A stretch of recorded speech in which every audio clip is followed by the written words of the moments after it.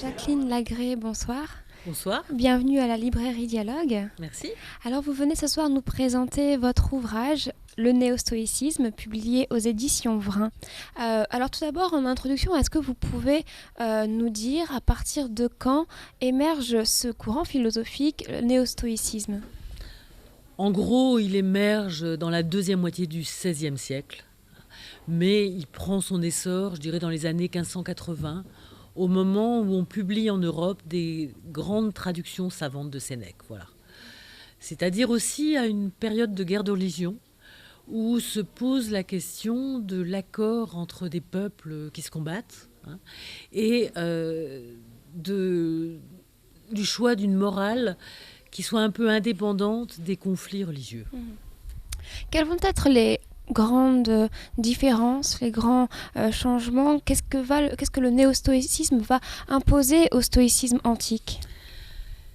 Bien, les changements, c'est l'invention du christianisme. Le stoïcisme antique est une école qui a duré très longtemps, 6 siècles, 3 siècles avant, 3 siècles après Jésus-Christ, en gros, mais qui n'a quasiment pas eu de contact avec le christianisme. Donc, c'est une école païenne. Mais quand on se remet à lire les textes de Sénèque, se pose la question, pourquoi lire des auteurs anciens alors que la source de la morale est dans la Bible ? Et donc le problème majeur du néo-stoïcisme, c'est comment concilier une philosophie païenne, mais forte et encore utile, avec les exigences du christianisme. Alors justement, est-ce que l'enseignement du stoïcisme peut trouver une corrélation avec l'enseignement du christianisme ? Oui et non.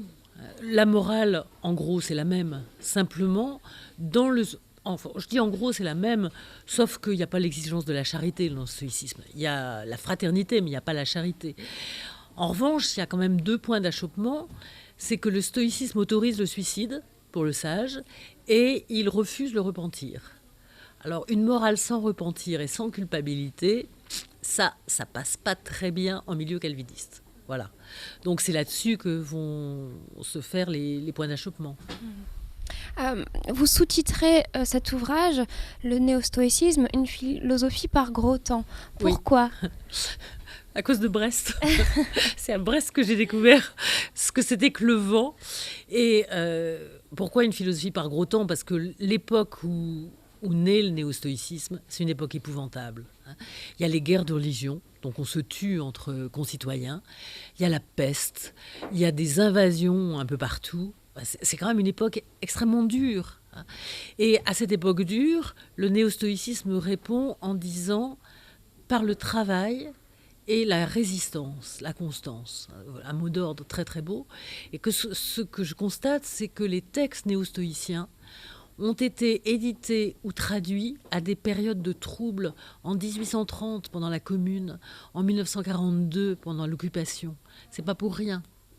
Et comme la collection de Michel Malherbe, une collection d'histoire de la philosophie, a un sous-titre qui caractérise cette philosophie, je me suis dit le néo-stoïcisme, c'est vraiment une philosophie par gros temps. Qu'est-ce que fait un marin breton par gros temps ? Il prend le bateau quand même, mais il navigue avec une certaine prudence et il garde son cap. Le néo-stoïcien, c'est un peu ça. Alors vous nous avez en effet expliqué que le néo-stoïcisme apparaît lorsque les textes des stoïciens antiques sont traduits, sont remis à jour. Ou traduits, ou plutôt édités de façon accessible à tous. Voilà. Est-ce que cet ouvrage que vous publiez aujourd'hui est également peut-être une remise à jour des textes de Juste Lips, par exemple, et une remise à jour du néo-stoïcisme ? Oui et non, enfin, faut pas quand même rêver. Ça reste un ouvrage un peu technique, même si j'espère qu'il est pas trop difficile à lire. En tout cas, la partie du début sur la physique est un peu aride, mais l'autre partie est certainement beaucoup plus facile à lire. Mais je ne veux pas dire par là que le néo-stoïcisme va devenir la philosophie de notre temps. C'est quand même d'abord un livre qui s'adresse à des gens qui travaillent sur le XVIe et le XVIIe siècle, qui entendent parler du néo-stoïcisme, et il n'y a aucune synthèse en français là-dessus. Donc c'était d'abord ça l'objectif. Mais cela étant, Je pense que les chapitres sur la morale, sur la politique, sur la religion, sur l'art, sur la culture, peuvent encore fournir des pistes de réflexion pour aujourd'hui. Parce que défendre la valeur du travail, défendre la valeur de la constance et de la résistance dans une culture qui est assez patchwork, c'est pas forcément dénué d'intérêt. En tout cas, moi, je suis prête à le défendre. Je suis prête à le défendre. Et pourquoi le néostoïcisme a-t-il disparu ?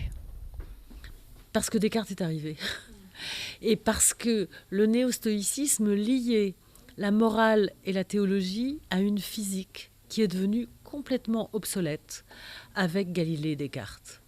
C'est parce que le néostoïcisme est vitaliste qu'il disparaît, parce que sa physique disparaît. Et une physique vitaliste renaîtra au XVIIIe, mais sur d'autres bases et dans un autre contexte culturel. Je crois que c'est ça la raison. Cela étant, il ne disparaît pas complètement, puisqu'on continue à en voir des traces dans la littérature.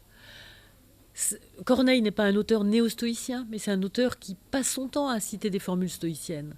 On en trouvera donc des traces dans la littérature, y compris jusque dans Vigny. Et ce sont des textes, les textes de Sénèque en particulier, qui reprennent une nouvelle vigueur dans des temps difficiles. Quand est-ce qu'on a republié en poche les textes de Sénèque ? Quand le sida a, non pas fait son apparition, mais s'est diffusé. Et la demande de Michel Foucault à, je ne sais plus, de faire une édition complète de Sénèque en bouquin, ça date de cette époque-là. Foucault disait, il faut relire Sénèque. C'est un auteur pour des gens comme nous. Donc c'est quand même bien une philosophie pas gros temps.